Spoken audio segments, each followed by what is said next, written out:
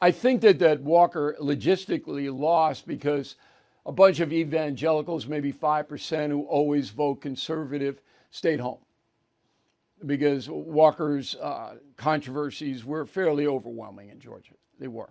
And they were exploited. And I know I'll get letters, well, Warnock did bad things and they weren't exploited. Do not expect the media to be fair. They're never going to be fair, ever again in this country. That's gone. Okay? Any fairness is evaporated. It's not going to happen. It's not going to happen on both sides. All right? It's just not.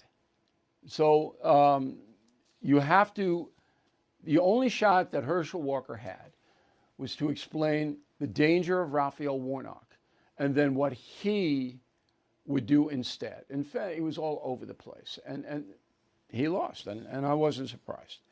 Okay, so one of the things that was suppressed in this campaign, because I love that, that's my new favorite word now, suppressed, by the media, was Warnock's crew, who was in his crew. How about the Black Panthers? Roll it. Nehemiah X was at the news conference representing the new Black Panther Party.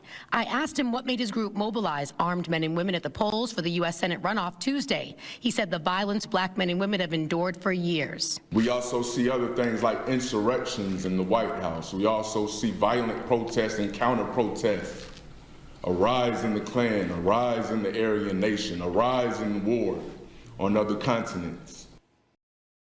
So the Panthers were firmly in Warnock's corner, and I should give everybody pause. Now, there is no truth that we can find that the Black Panthers were out at the polling places in Georgia yesterday. We can find no reports of that. I know that's all over the conservative websites, but again, it's both left and right. You've got to be skeptical about what you see on the internet.